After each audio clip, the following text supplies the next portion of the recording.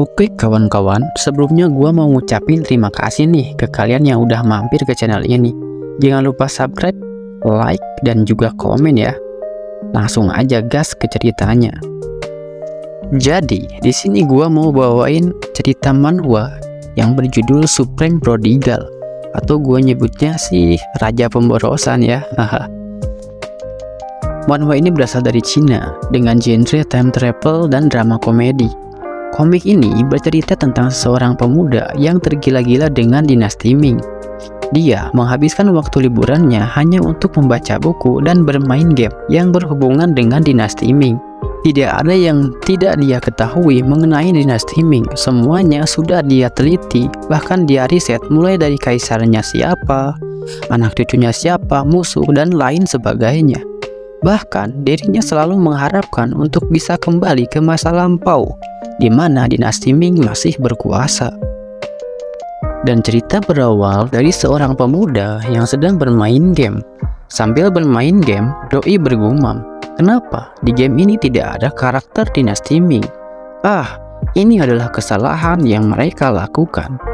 Jika saja Tuhan memberiku kesempatan untuk melintasi waktu, aku berharap bisa kembali ke dinasti Ming, menjadi raja, tidur di paha wanita, dan memiliki kuasa.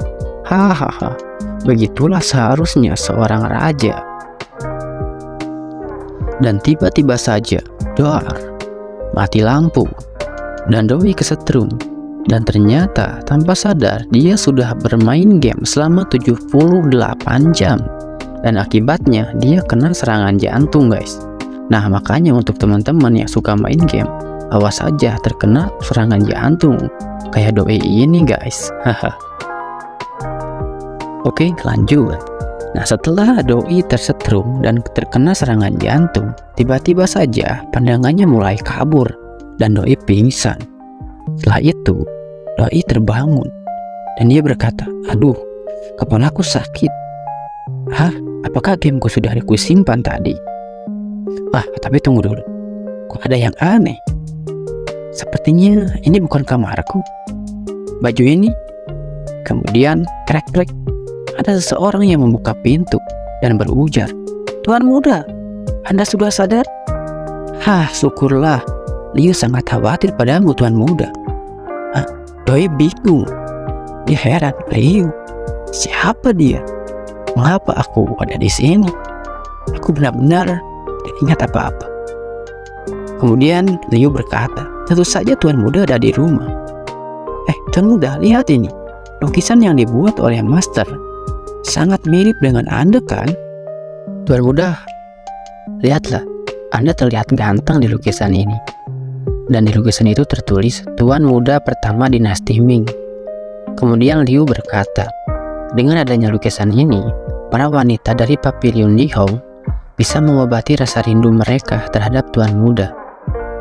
Lalu kemudian Liu mondar-mandir dan bergumam, tapi lukisan ini aku harus berikan kepada siapa terlebih dahulu ya? Pada Nona Mengshan, Yan Xiang, atau Nona Yanchun?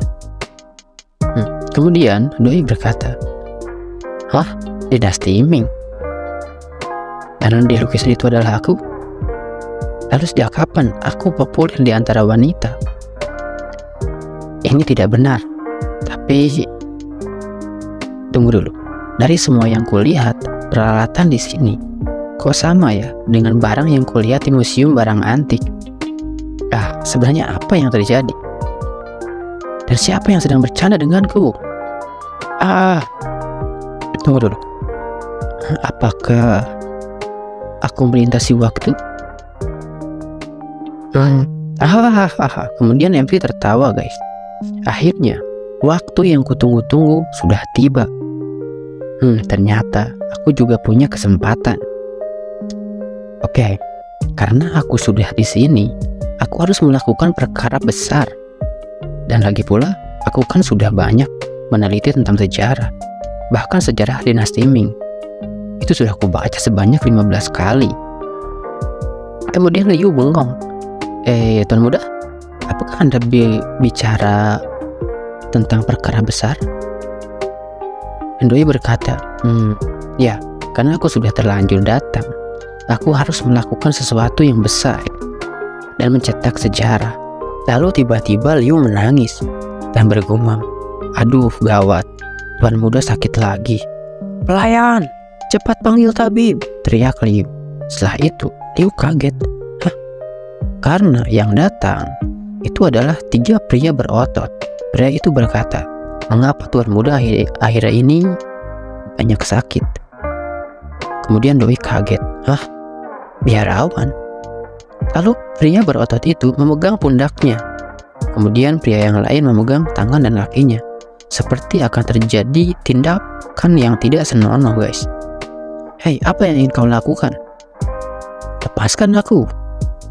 Lalu tiba-tiba ada seseorang yang muncul dan berkata, "Mohon maaf, tabib ini datang terlambat. Orang ini bernama Tabib Yu." Dan Liu berkata, "Tabib Yu, cepat periksa tuan muda." "Sambil santai dan berjalan, jangan panik," ujar Tabib Yu. Kemudian Tabib Yu mengeluarkan 3 buah jarum. Lalu Doi berkata, "Hei, apa yang ingin kau lakukan padaku?" Sambil tersenyum, Tabib Yu berkata, "Tuan muda, Anda tidak perlu takut. Jiwa Anda sedang sakit, jadi saya akan membantu menyembuhkan penyakit Anda. Hanya perlu 500 tusukan jarum saja kok, hehehe." "Sial, aku tidak sakit. Cepat lepaskan aku, dasar tabib palsu." Kemudian tring tring tring, muncullah sekelompok wanita penari yang bohai-bohai, guys. Kok aneh, Min? Kok ada penari? Nah, jadi gini, guys. Datangnya wanita penari ini dimaksudkan untuk mengalihkan perhatian tuan muda dari rasa sakit pengobatan oleh Tabib Yu. Nah, gimana? Mau nggak jadi tuan muda? Kalau Mimin sih ya, dijenguk wanita bohai seperti itu pasti langsung sembuh. Oke, lanjut. Kemudian wanita itu menari-nari dan menghampiri tuan muda. Dan Doi tersipu malu sampai mimisan, guys. Melihat wanita ya dengan bukit lato-lato yang besar ya. Liu berkata, bagaimana tuan muda? Penari ini adalah penari terbaik. Tentu tuan muda akan sangat senang kan? Kan dari dulu tuan muda ini harus melihat penari kalau mau ditusuk jarum. Nah, kemudian setelah itu dengan muka lemas, Doi berkata, ini benar-benar sakit, tapi juga menyenangkan. Kemudian Liu menyuruh wanita itu cepat pergi. "Cepat pergi, tuan muda sudah selesai." "Baik," ujar para wanita itu. Lalu Tabib Yu berkata dengan sombong, "Lihatlah, aku benar-benar hebat kan? Tidak peduli seberapa berat penyakitnya, hanya perlu ditusuk jarum saja, maka penyakit akan hilang." Lalu Liu menghampiri tuan muda dan berkata, "Tuan muda, untung saja ada Tabib Yu. Anda adalah anak tunggal. Jadi, apabila terjadi sesuatu pada tuan muda, maka tuan besar tidak akan melepaskanku," ujar Liu. Lalu scene berubah ke 3 hari kemudian. Doi sedang duduk santai dan melamun. Dan dalam hatinya berkata, akhirnya aku mengerti. Aku adalah tuan muda nomor 1 di ibu kota. Dan namaku adalah Li Jinglong. Oke, jadi kedepannya kita akan sebut MC kita ini Li Jinglong ya, biar mudah dalam pengucapannya. Oke, lanjut. Jinglong berkata, "Ayahku adalah seorang yang berjasa pada negara. Dan karena aku anak tunggal, ayahku sangat memanjakanku hingga aku menjadi seorang pecundang. Dan tiap hari yang ku tahu hanyalah bercocok tanam. Hanya bersenang-senang. Dan karena itulah, saat aku mengatakan aku ingin melakukan sesuatu hal yang besar dan mencetak sejarah, mereka menganggapku gila. Sudah susah payah aku melintasi waktu dan banyak belajar tentang sejarah, bahkan dinasti Ming. Tapi aku terlahir pada tubuh pecundang ini. Dan demi tidak disangka gila, aku harus berpura-pura menjadi seorang pecundang. Sial, ujar Jinglong. Lalu tiba-tiba saja ada yang mengetuk pintu. Kemudian terlihatlah seorang wanita cantik dan berkata, "Tuan muda, saya masuk ya." Dan dengan wajah yang imut dan bodi yang aduhai, wanita itu berkata lagi, "Tuan muda, sudah saatnya Anda minum obat." Dan dengan acuh Jinglong berkata, "Pergilah, Aku sudah sembuh, aku tidak perlu minum obat. Tapi obat ini diberikan oleh tabib Yu. Apakah Tuan Muda sakit lagi? Ya, baiklah, saya akan panggilkan tabib Yu. Lalu dengan sat-sat, Jinglong berlari dan mengambil obat itu, lalu meminumnya. Rasanya enak, ujar Jinglong dengan wajah yang menyedihkannya. Lalu tiba-tiba saja wanita itu menatap Jinglong dengan manis dan berujar, "Hehehe, Tuan Muda masih tidak sabaran aja. Silahkan." Sambil menyodorkan bukit lato-latonya yang besar, terbenamlah wajah Jinglong. "Aduh, mundur. Kamu apa yang kamu lakukan?" "Maaf, aku tidak sengaja," ujar Jinglong. Tuan Muda sangat lucu ya hari ini. Setelah minum obat, apakah tidak ingin menenangkan diri?" ujar wanita tersebut. Dan sambil membayangkan wanita penari tempo hari, Jinglong berujar, "Aduh, sekali lagi. Tangki darahku kosong, cepat pergi." Kemudian wanita itu berkata, "Tuan Muda, Anda berubah ya. Dulu Anda tidak pernah begitu kepada saya." "Hah? Aku dulu? Memangnya aku dulu seperti apa?" gumam Jinglong. Lalu wanita itu berkata, "Anda dulu tidak rela saya pergi, Tuan Muda." Ujar wanita itu yang langsung duduk di pangkuan Jinglong. Dan dengan wajah imutnya, wanita itu berujar, "Dan lagi Tuan Muda tidak pernah manggil saya dengan sebutan kamu. Tuan Muda kan selalu manggil saya dengan sebutan si manis." Dan dengan wajah cemasnya, Jinglong berujar juga, "Dasar pecundang cabul. Saya dengar Tuan Muda setelah sembuh banyak berubah ya," ucap wanita itu. "Apakah Tuan Muda sakit lagi?" Dan sambil berlari, wanita itu bilang, "Tuan Muda, tunggu saya.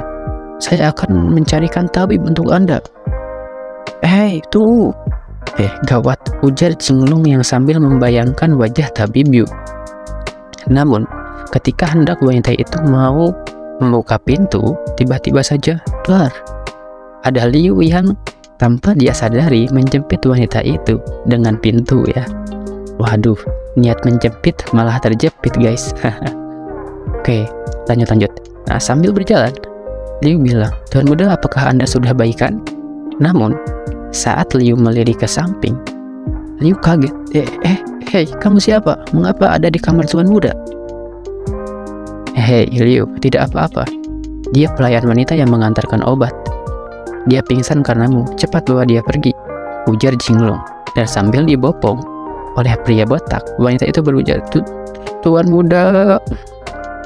Lalu kemudian Jinglong menatap Liu dan berkata, "Liu, aku ini tidak cabul kan?"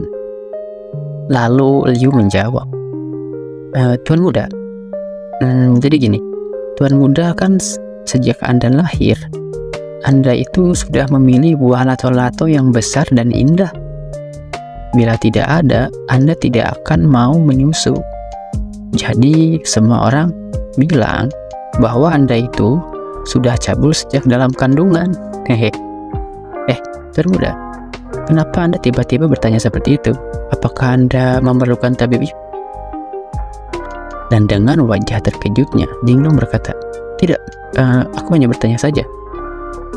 Dan dengan wajah murungnya, Jinglong bergumam, "Sepertinya aku memang tidak boleh cepat-cepat berubah." Lalu dengan tersenyum, "Liu, apa kamu punya PC?" ucap Jinglong. "Pepsi? Apakah itu sejenis makanan?" tanya Liu dengan tidak mengerti. Kau, bukan itu. PC adalah sesuatu yang kamu inginkan. Seperti kamu ingin menjadi seperti apa ke depannya?" jawab Jinglong. Lalu Liu menjawab, "Oh, saya mengerti. Saya ingin menjadi kesatria." Seraya membayangkan dirinya sebagai kesatria pembela kebenaran yang sedang menangkap penjahat dan dipuja-puja banyak orang. Lalu Liu berkata lagi, "Tapi sayang, aku hanya dapat bermimpi."